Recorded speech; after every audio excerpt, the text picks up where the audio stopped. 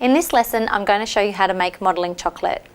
When we make our modelling chocolate, we use 1.2 kilos or around 2.5 pounds of white chocolate. We're choosing to use a Nestle brand that we have here in Australia. Ghirardelli is a nice choice in the US. We just want something that isn't too waxy, but you just don't want it to be too expensive or it can become really soft. So especially when you're starting out, you want things that are nice and firm and it's going to set up well.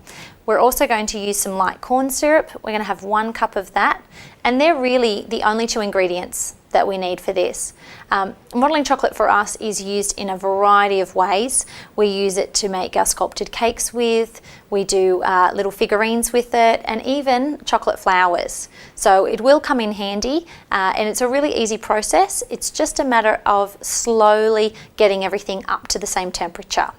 So I'm going to start with, our chocolate is in a heat-proof bowl that we're going to be microwaving, and I'm going to get ready our light corn syrup, just a cup of that, again into something that's microwave safe.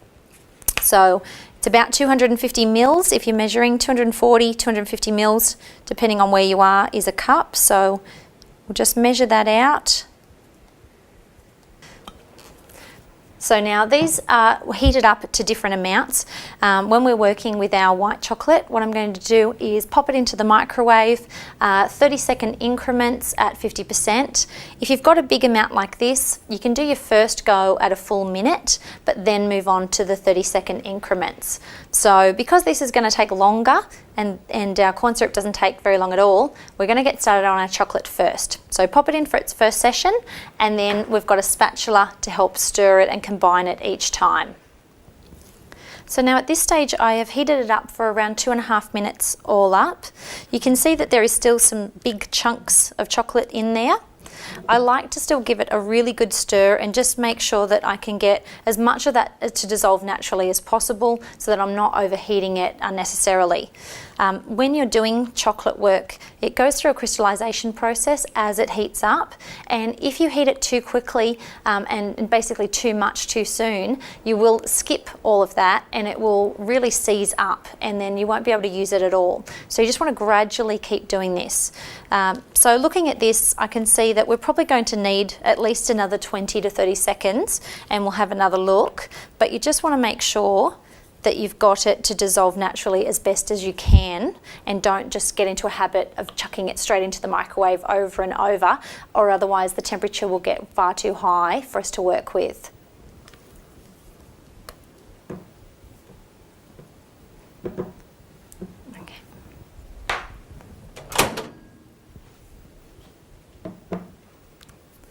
All right, now I've done another 30 seconds with this in the microwave, again at 50%.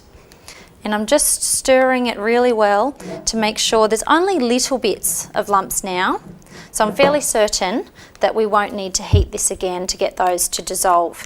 So I'm just going to mix it for say 20-30 seconds or so. It's really important not to overheat your chocolate. So just when you think you've got it close, just keep stirring and stirring, because you really do want to make sure that you don't keep popping it in the microwave unnecessarily. Okay, and we can see that it's now looking much nicer and much smoother and creamier. Okay, so now that we've got that, we can let that sit. It's only going to take us a minute or so to get this next section ready, so we can leave that there and that will stay at that consistency. We're going to take our light corn syrup and we're going to place it in the microwave. This time we're working at 20% instead of 50% because this will heat up a lot faster. So I'm going to begin with a 20-second increment. Give it a stir. If it's still not ready, then I might add another 10 seconds to it. And basically what you're looking for is you want both of them to be around the same temperature to each other. So I don't use the fancy thermometers and things like that. I actually just want to go by touch and just get them to be as close as possible. The closer that they are, the more that they'll bond easily, and it'll be a lot easier process for you. So we're going to pop this in and get it ready, and then we'll be able to combine them. All right, so I've got my corn syrup out. You can feel that it's just a little bit warmer than body temp. The easiest way is literally just to have a feel and have a feel, and they seem just about right. Now, every microwave is different. Same goes for the chocolate.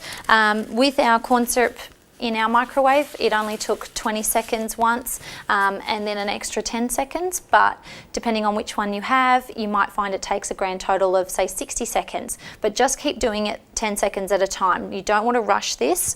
Now that we've got it, it's a good time to add a little bit of colour in if you're going to be making all of this a solid colour.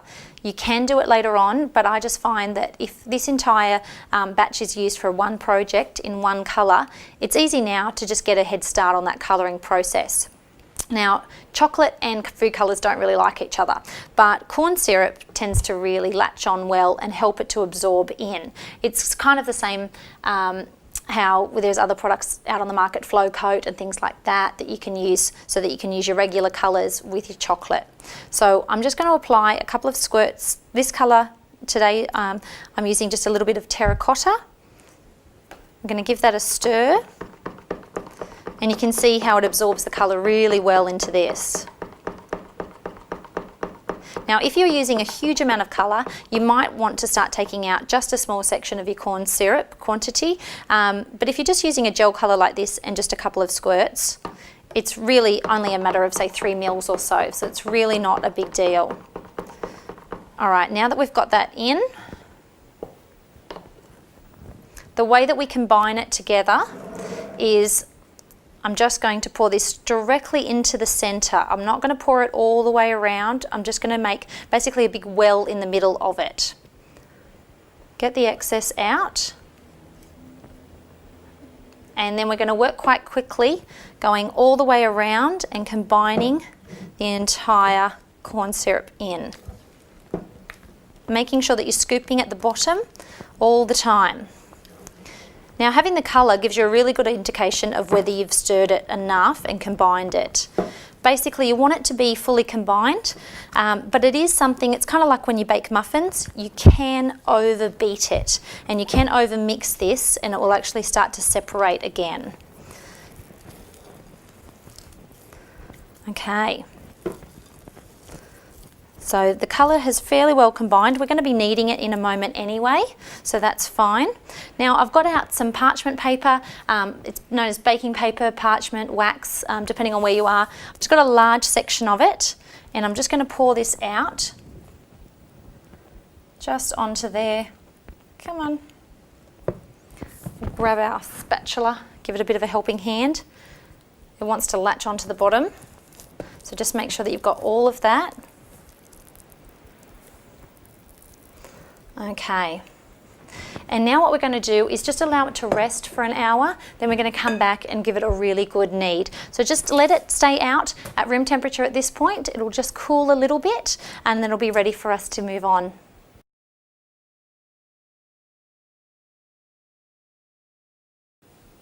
So now we've let this rest for around an hour. You can see that we've got a little bit of chocolate showing, so we're going to mix that all together now. You don't have to worry too much about it when you're combining it in the first place. You just want to make sure that you're just getting it as combined as you can without over mixing. Now, all we're going to be doing is just joining the chocolate and the corn syrup together a little bit more.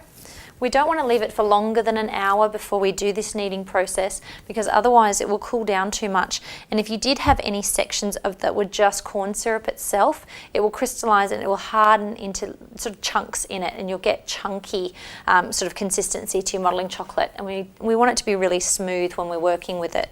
So while it's still fairly supple, it's a good time to just mix it together and to make sure that it is fully combined. Now, when we made this, we were using a Nestle chocolate. It's sort of a chocolate that's in the middle a little bit. It's not a really, really soft, strong quality, but it's definitely not a cooking chocolate or anything like that. This is going to be perfect for working with making, say, chocolate flowers, wrapping around cakes and making figurines. If you want something to be a little bit more pliable in the end so that you can roll it out and actually cover round surfaces and things like that for sculpting, then we want to look at maybe adding half of this sort of quality and half maybe a Belgium couverture or a lint, something that's a little bit softer and a little bit higher quality, just so that you get that flexibility in it. So we can see that there's no chunks in this. It's looking really good. Our colour is a reasonable strength. We're going to tweak this as we go. You can just add colour directly to this now, but it's just a good starting off point really. And then what we're going to do is pop that directly into a plastic sealable bag. And ideally we'd like to leave this rest for about 2 hours before we go about using it. That way it will firm up for us. If you're in a time crunch and you need to use this right away, we'd recommend just putting it into the fridge for say 20 minutes. Don't keep it too long or it will get a little bit stiff. But ideally we're just going to leave this rest for a couple of hours and then we'll be able to mix in more colour or just use it straight away.